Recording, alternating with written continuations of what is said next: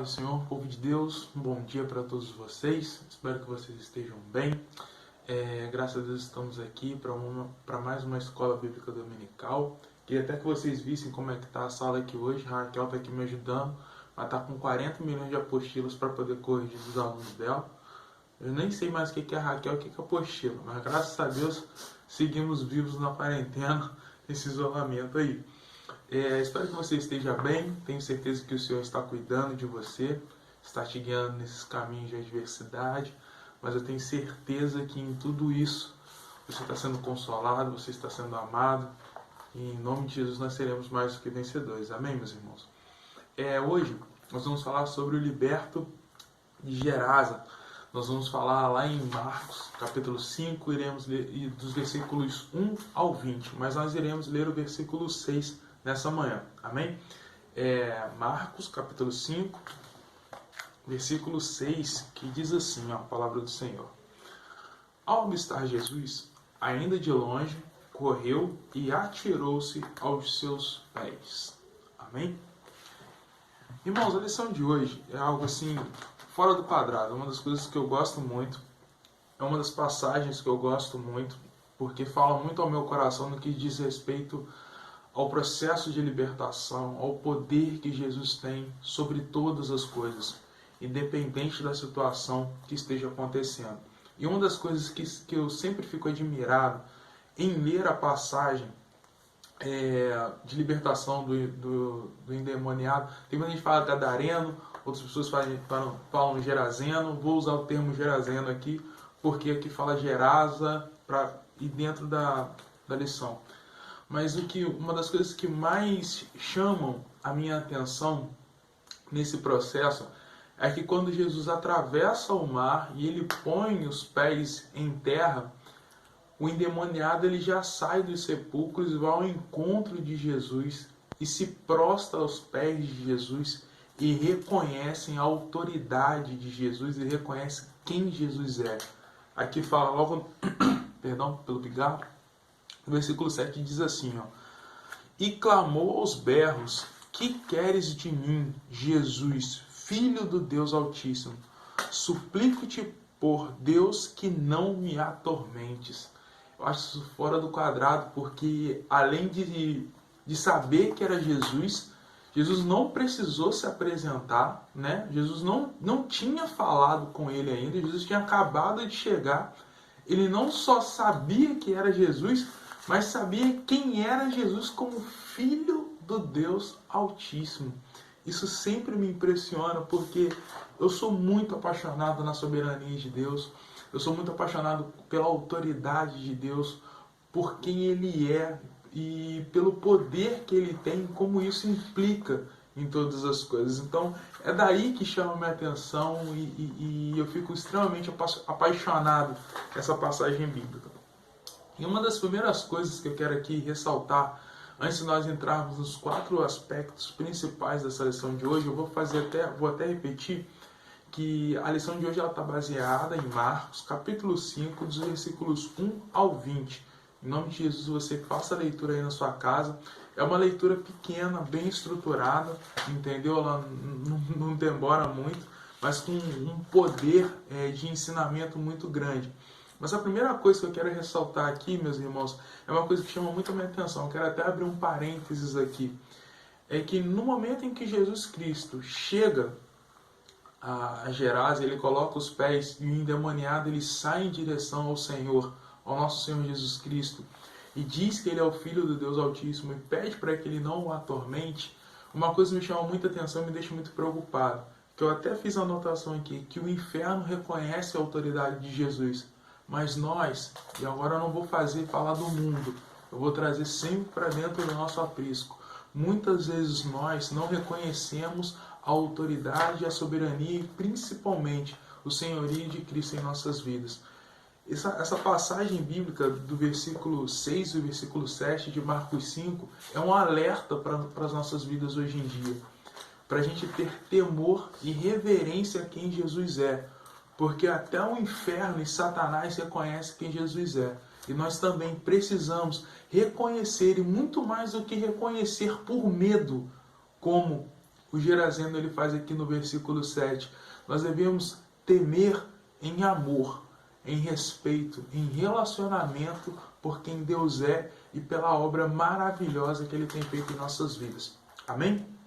E nesse sentido, meus irmãos, eu gosto muito da estrutura porque essa passagem, como eu falei, ela é pequena e ela trata basicamente da chegada de Jesus na Terra, o processo de reconhecimento do endemoniado de quem Jesus era, o processo de libertação do endemoniado e toda aquela legião de demônios que entram nos porcos e os porcos se lançam daquele precipício e morrem afogados, né? Esse processo ali naquele meio tempo que Jesus já começa a estabelecer um diálogo, um relacionamento, porque com Jesus é intenso, né? Por mais que ele não ficou muito tempo ali, mas o pouco tempo que ele ficou ali, ele já transformou tudo, né? Ele tirou, fez o processo de libertação do endemoniado, mexeu tudo numa estrutura econômica do lugar, as pessoas já começaram a falar sobre Jesus, então onde Jesus chega, meu irmão, é isso aí mesmo, ele levanta, joga tudo pro alto e acelera. Jesus ele não dá mole com o tempo, porque ele é o dono do tempo. Mesmo ele dominando o tempo, ele não desperdiça o tempo dele. Isso é muito interessante. E tem esse processo de libertação, esse processo de conversa, o processo depois que as pessoas pedem para Jesus se retirar da terra, porque eles ficaram assustados com o que Jesus fez, né? Mexeu com o dinheiro, com o bolso deles, a verdade é essa. E a missão que Jesus dá ao Gerazeno para que ele depois vá pregar, falar sobre o que ele fez na vida dele. Então, basicamente, essa é a estrutura do versículo 1 ao versículo 20. E eu quero até fazer uma pequena observação aqui, que esse processo de libertação é algo tão poderoso que as pessoas elas saem para poder contar. E o endemoniado, esse homem, ele era uma pessoa conhecida. Porque a verdade é a seguinte, de história ruim, história de desgraça, ela se multiplica numa velocidade incrível desde que o mundo é mundo. Entendeu? Notícia boa muitas vezes demora para chegar, mas a desgraça todo mundo fica sabendo de modo rápido. Entendeu? Tanto que depois Jesus manda para que ele volte ao seio da sua família, né? E conte tudo o que aconteceu e também que vá pregar, né? Tudo o que Jesus fez na vida dele. E nesse processo, agora nós vamos entrar de cabeça nesses 4 pontos que eu quero abordar aqui com vocês nessa manhã, sobre a aplicabilidade desse texto nas nossas vidas. Cara, eu não consegui falar essa palavra sem gaguejar, mas não vou falar de novo não, senão eu vou errar. Sobre como Jesus age em nossas vidas. A respeito do poder dele e a interferência poderosa e amável dele em nossas vidas. A primeira coisa é que Jesus ele atravessa fronteiras. A primeira coisa, Jesus é aquele que caminha milhas, Jesus é aquele que atravessa o mar, Jesus é aquele que mesmo cansado continua trabalhando, Jesus é aquele que foi à cruz para poder realizar o plano perfeito. A primeira coisa que nós precisamos ter ideia que o poderio, a soberania e a autoridade de Cristo, ela é absoluta. Não há nada que pode impedir isso. Não é o próprio endemoniado, aquela legião de demônios que estavam naquele homem e a fama ruim que ele tinha naquele lugar, de que ele andava pelos sepulcros, que ele já tinha, né, no caso ali, uma questão de imundície espiritual, religiosa sobre a vida dele. Ele era extremamente atormentado, sem família. Não foi essa má fama que impediu Jesus. Não foi a distância que também impediu Jesus de ir pregar aos gentios. Que ele saiu do meio do seu povo e foi pregar aos gentios. Também não foi isso que o impediu. Não foi a condição econômica e política do lugar que impediu Jesus Cristo. Então a primeira coisa que nós temos que ter ideia, a soberania e a autoridade de Cristo, elas são incríveis e poderosas.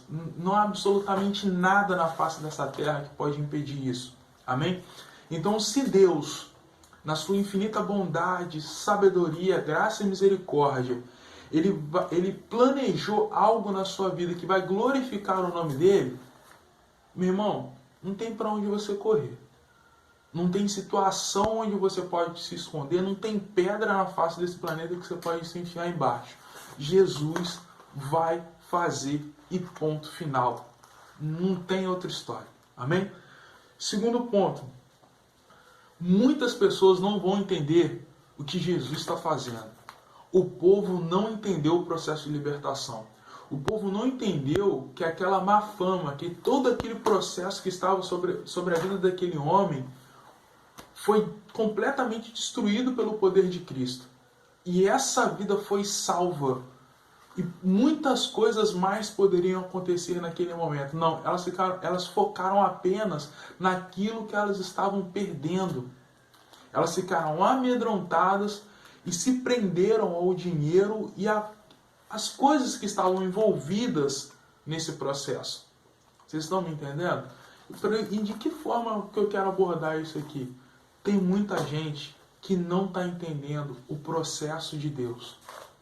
Tem muita gente que não está conseguindo perceber o que Deus tem feito, não somente no individual, não somente na vida de cada um, mas também na vida da comunidade da igreja, independente de denominação. E por que isso está acontecendo? Porque as pessoas estão focando os seus olhos, os seus corações e as suas mentes aonde Jesus não está, aonde Jesus não está operando.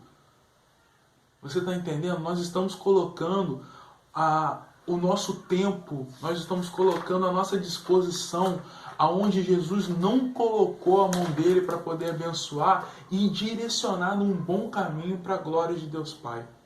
É essa que é a verdade. E nisso nós acabamos perdendo tempo e nisso nós acabamos perdendo a oportunidade de nos relacionarmos com Deus e de vivermos para a glória de Deus.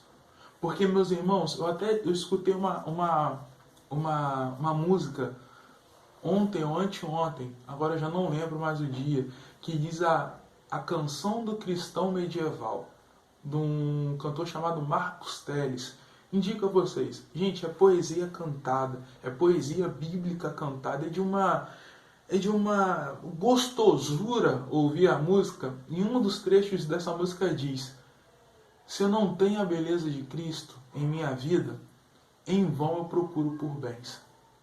Se nós não temos a presença de Cristo, se nós não temos a manifestação da pessoa de Cristo em nossas vidas, nós não temos nada e nós acabamos expulsando Jesus das nossas vidas. Assim como aquele povo pediu para Jesus se retirar da terra e da presença deles.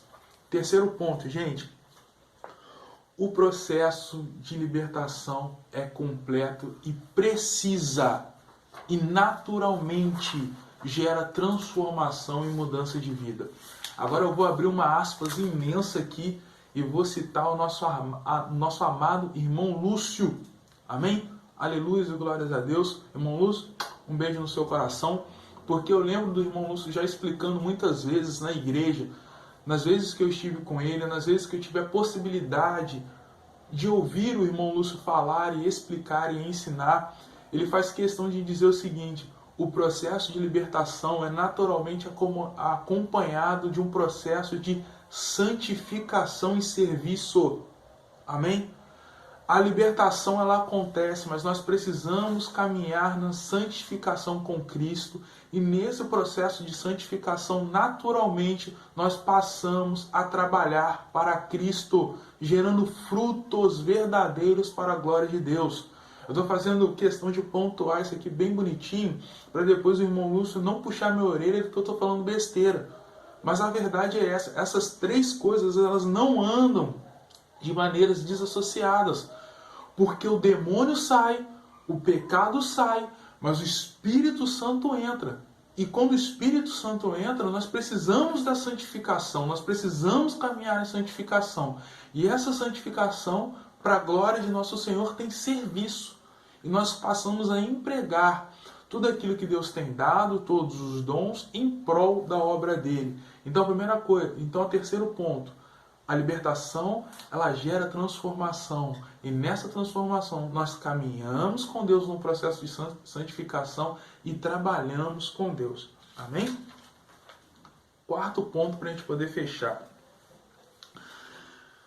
Jesus restaura tudo. Jesus restaura tudo. Mas Jesus restaura aquilo, eu quero de volta o que é meu? Não.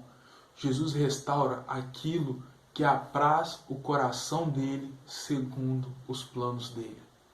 Jesus restaurou a vida do Gerazeno, desse homem que era um endemoniado, coitado, e que sofria na mão de Satanás, para um homem honrado, liberto, mas com uma missão. Jesus restaurou porque ele tinha um plano perfeito, um plano bem detalhado. E esse plano era o quê? De que esse homem fosse um missionário, um pregador, alguém que iria anunciar a boa notícia, a perfeita notícia do Evangelho da paz, do Evangelho de amor, do Evangelho de justiça, da obra do nosso Senhor Jesus Cristo. Então, quarto ponto, gente, Jesus não dá ponto sem nó. Entenda isso, Jesus não faz nada por acaso. Não é o destino que resolveu sorrir, não é a sorte que resolveu bater a sua porta, nada disso. É Jesus trabalhando segundo os planos do Pai, em prol da glória do Pai, em prol do reino do Pai. Não há nada que acontece no acaso dentro do reino de Deus. Tudo é direcionado dentro da sua soberania, dentro da sua autoridade. Amém? Amém?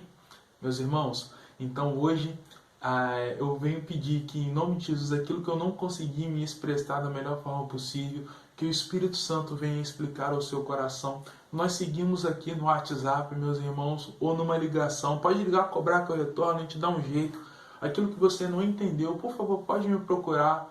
Aquilo que eu não consegui responder, eu vou estudar e vou pedir ajuda de pessoas que são mais gabaritadas do que eu para poder te responder da melhor forma possível, para poder contribuir com o seu crescimento espiritual na sua caminhada com Deus. Amém?